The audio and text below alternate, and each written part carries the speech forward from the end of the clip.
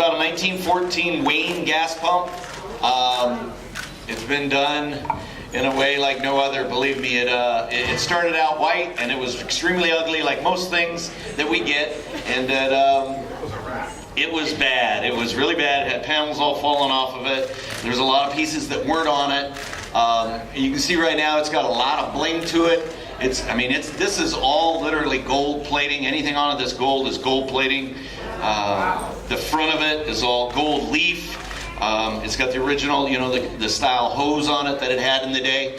The ad panel on the top where it spins like that, when you used to go to gas stations like in farm communities and stuff like that, they never had a globe on the top. They would have sometimes they'd have a brand of a gas station or where it was on it, but they never had globes. But in big rural towns where there's a lot of traffic driving by, they ended up putting those globes on the top, and they'd light them up so that people, when they drove by, they'd say, oh, there's my favorite gas, and off I go into the gas station. So what we did with this one is we added a little bit more to it. We added a spinner on the top of it so that it spins just at the right revolutions and gives the whole pump a better look. The other thing about it, in its lighting, they never had lights on the inside. It always would have a light up top. So we ended up putting an LED inside here with a blue. At night, this thing lights up just absolutely beautiful. This is all blue through here. The other thing about it is most of the times, like I was telling Garth, so Garth comes in and he says, we sort of talk about it, and I do a couple hundred of these, about a month. So what happens is, he comes in, we just, okay, wants this, okay, I'm telling him, describing everything I'm going to do, and then I forget a lot about what I'm going to do when I got started with it. So we conversed over the phone a couple times, and they don't always come with this glass in there. They always got BB holes in them. They're ruined, they're cracked out. And there was one that I had that had the blue tint to it. The blue tint on the glass is extremely rare. So we ended up putting the blue glass in there. So this is all original. This is the real glass. These are gallon indicators on the side that tell you how much gas you get. And to this day, this pump still works. If you hook this up to a gas tank, you pump it. It'll literally pump up 10 gallons of fuel. And the way it worked was the attendant there wasn't usually self-service back then. It was some guy actually pumping the gas for you, and he would pull the nozzle off, and he would let this gas out through the nozzle into the car, and as it came down to 5 gallons, if you asked for 5 gallons, then that's what it would give you. So, and if you can tell, it was the kind of thing where 17 cents, it probably went down to about 12 cents a gallon in Sierra, but you could be a little bit more than 4 gallons. It'd be like 4.2 gallons, but you wouldn't get charged for it. So it wasn't exactly right. It was before the computer pump. We ended up putting the wood Wheaton on the front. It's also in gold leaf. It's just, to me, it's just beautiful. Everything on it is just, to me, and for me to say that. To see the video? Yeah. You show me how. You guys want to see how it sort of started? I'll sort of give you a narration through it. How it works. Rare pump.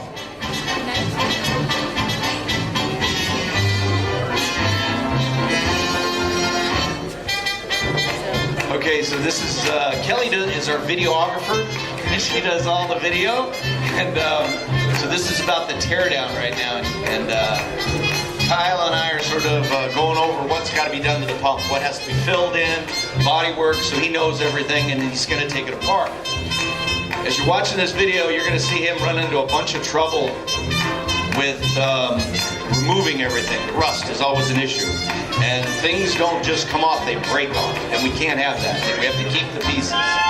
So you'll see him heat up stuff. He uses heat. He uses penetrant. He does everything he possibly can to take the thing apart without breaking it.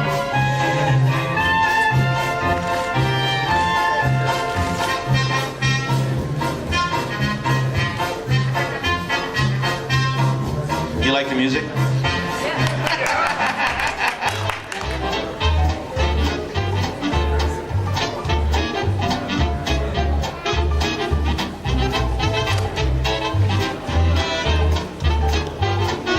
Does anybody know what this is? This is what we found inside the pump. A lot of beehives. A lot. back in the day, I mean, Phillips came around in the 50s, and the flat screwdriver, or the flat-tipped screws, were what they put everything together with, and they are not the easiest to pull apart. As soon as you spin them, they'll open up the slot, and the screw's done. You can't do anything with it, you know? And they're a pain to get in and out. Yeah. They're a pain.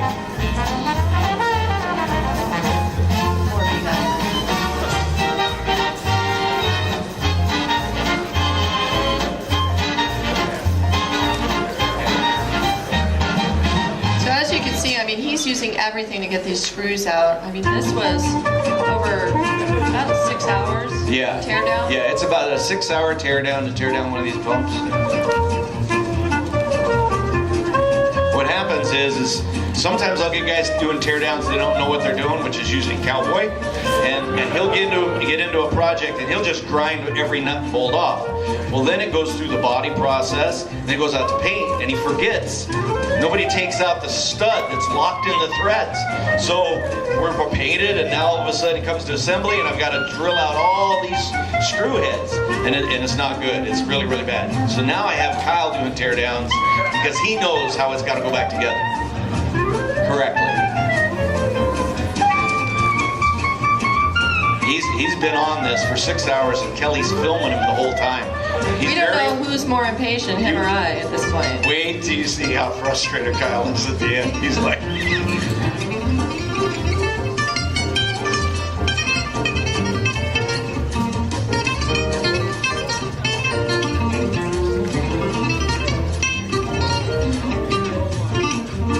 He doesn't know it yet, but there's a bracket inside that won't allow him to take it all the way apart in the same manner. The panels usually come straight off. There's his frustration. That Kyle doesn't have much frustration, but that was about it right there. Throwing pieces out the door. Doesn't care how bad the bodywork is now. He doesn't have to fix it, right?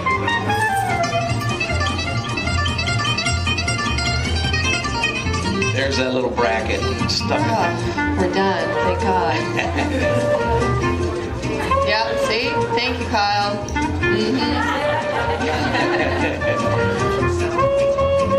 Right now we're going into sandblast. Everything we do, we take it apart first. There's processes. It's like an assembly line, like building a car. It's very important to do each process correctly. So right now he's going to go ahead and just sandblast everything off. We use a glass media on this. It's a medium grade glass, and what that does is it allows to etch the metal. It doesn't warp the metal. It's important to the pressure you put in it. You can sort of see the pump that's in it. It's all brass and everything inside there, and we don't want to mess that up. Don't want to blow holes through anything, because we're going to use all that and take it apart. This is the body. The body work that's going on. It's important. What happens with this? His name's Manny. He's Mexican, and he is the best body man I've ever had, and I've had about 100 of them. He is the best one I've ever had. He does a lot of metal work first. He pounds everything out. He welds up holes. He gets everything done correctly and uses as minimal amount of body filler as possible, so that it's not a big Bondo bandit, you know. It's just nobody likes that kind of stuff, you know. So he gets it nice and straight first, uses a thin amount of Bondo, and then boom, back he goes into primer. Now they're getting ready to prep it. It's sort of like a car. I mean, we're using the best product possible to get for the priming, etching, and painting, so that it's like a car. You know, it's not just a quickie paint job. Here. Say it again. Well, first of all, the primer. First you got primer. He puts on primer first, about 3 coats of primer. They sand off 2 of them, and they put on sealer, 2 coats, and then they goes into base coat. He'll base coat the thing, and right now he's doing all the gold that you have on the raised portion of the base here, and then there's little raised portions here. He puts on all this gold, like that's what he's doing right now on the upper tops, and then they come in and they'll tape that off, and then they'll shoot the blue on top of that. It's funny when you watch the episodes on the show are quick. and they're very, very quick. And this thing is, you know, there's... No, on the episodes of the show, they don't show any process. Yeah, that's another the difference. thing. You got Kelly process here. Yeah. So it takes a long time, you know, and watching a video like this is like, there's a lot of pain going on there. It's a lot of time. Insides are all painted, you know, the metal's all, you know, prepped and painted on the inner workings. You know, when we first started doing these videos, a lot of people couldn't understand, you know, they look at a pump and they're like, wow, there's not much work to it. But when we shoot these videos, it really shows how much work goes into even just the teardown. You saw how hard that was. Now you see all the different, you know, processes that we do. So when he gets the base coat on there, now it's ready for Ted. And Ted's going to put all the art on it. So he's going to come in and do the logo on the front for the Cadillac. He's going to do the wood Wheaton on the top. And I think he ends up doing the globe at the same time. And then after he gets that all done, which is a 3 or 4 layer process, he ends up clearing it after that. So he's still painting. There's a lot of layers. Yeah, one of the hardest things to paint is a bicycle or a motorcycle frame, and the insides of pumps are just as hard because if you pull a trigger on a gun, you're wasting a lot of paint. You know, you can paint a panel of a car and all the paint goes on the car. But if you're painting tubing, you got to narrow down the pattern of the paint, a gun, and you're shooting inside about as quick as you can and trying to get it all painted. So we sent out all the metal, all the hardware, I should say, the handle, all the nuts and bolts, the nozzle, the electrical bar that runs through the top. Let's talk about the globe he's doing right now. Okay. This is an interesting process that we haven't shown. Yeah. Okay, so most of the time you can go out and buy globes that somebody's already screen printed, but Ted's figured out how to make custom globes. He's using that tennis ball. Yeah, he's using the tennis ball. That's kids. That's a secret. It's a he didn't want anybody knowing that tennis ball trick. What happens is he puts a film. He prints out the logo on a piece of film, and then he applies it. Now keep in mind that glass up there is convex, so he puts it on top of it. He puts the tennis ball on it and forms it all out, gets most of the bubbles out, and then there's one other thing he does that you didn't see. He puts it in a vacuum pack that sucks all the air out of it and takes the vinyl and sticks it to the glass as hard as it can. And then once he's done with that, goes back into paint and gets white on the inside of it. Now you've got that, you know, that beautiful look, and you can't see where it looks like it's been painted. You can't see his art. It's all very, very clean. He's already done. Next. Now he's doing the art on the front of the pump itself. That's what I was talking about before. You can see it's all masked, and then he hand paints everything. And he's tediously pulling off each little arm, each little zero, every single thing on there is hand done. Okay, so what happened was the first one Are we we put really on. going to talk about that? Yeah, Why not, right? it was a circle first, like the same exact thing. It was a circle. When I got done, I wasn't really happy with the circle, but I ended up sending Garth a picture, and he says, "Hey, where's the gold leaf?" And I went, oh, I must have forgotten that. So we ended up redoing the whole thing again. It was a little down. It's like anybody. I don't really like redoing stuff, but I want to make it right. This is the process of doing gold leaf. How it gets put on there is he takes some vinyl, he cuts out the wood Wheaton, and he puts it on there, and then he takes a special glue. He puts the glue on the panel, and then it has to dry for exactly a certain amount of time to where you can just touch it. It's a little tacky. If you wait too long, the gold leaf won't stick on it, and that's actually leaves of gold. And he puts it on, and then he brushes that on very lightly to where it's sticking to the glue that's underneath it. Now he's going to sort of take it off. And you know, if Cowboy was there, he'd be picking up all that gold. It's a mess. It is a mess. You can see there's gold leaf everywhere, all over the ground, everywhere. It's a very tedious process. It's an old school process, and it's real. Now you can see it's all been cleared. Looks like they put one of the panels on already, and now Kyle's going to go to assembly.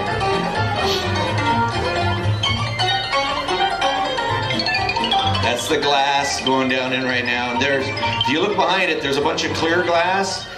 There's plastic back there that's clear, and that's the LED lights in the bottom down in there. the glass, I was really worried that this gas pump wasn't going to make it up here, because I've tried to send just glass by itself and it breaks every time. So to be able to have it together.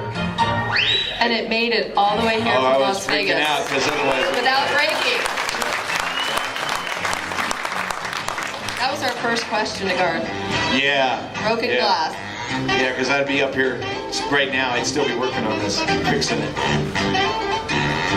You know, one of the first things that I learned when working with Rick is, I said, why are they using a regular screwdriver? Oh, yeah. Remember that? Yeah, well, okay. You can use a screw gun instead. It's much faster. Yeah. And you said to me, well, as you're going back together, you never want to use a screw gun because it goes too fast. You can lower it down, but there's always a chance of, messing up. So you want to put everything back together by hand.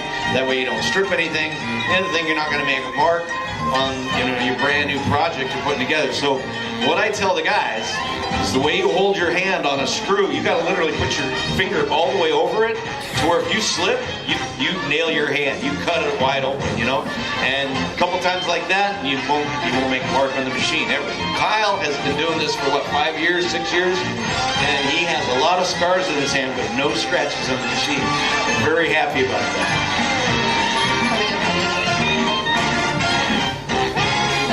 It's tough putting a machine back together because you can scratch something really easy. You can see this stuff, the panels go up inside of them, and you gotta, everything has to be painted just right. You can't have paint too thick or it won't go back together again, because the way they used to do these was, they paint them, but they'd literally roll paint on them, They would do it on even at the gas station, they just painted right there.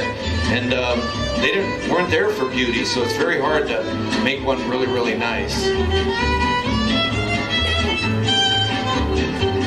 Oh, he's measuring the distance and to put on the panels, say contains lead on there. This has the original ID plates on it. They make reproductions, but I wanted to put the originals on this one, so we use that. This pump is literally totally original, everything about it.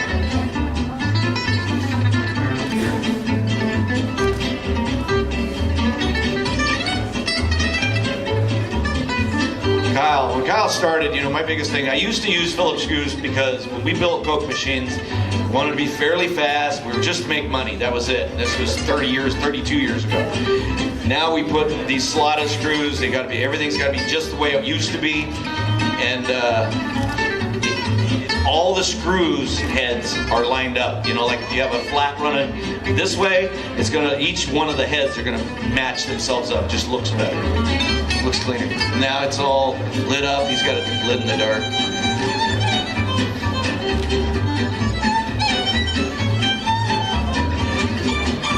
Ted putting the glow on again. Oh, that's me.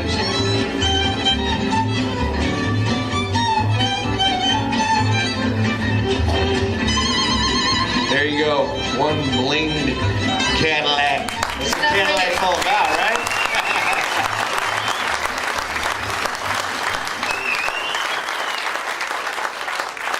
Good.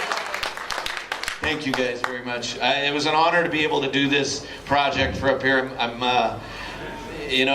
can't wait for the auction, to be quite honest, because I want everybody in Canada to be there bidding on this piece right here. This is a very rare gas pump, and it's done with a lot of heart and love from Rich Restorations.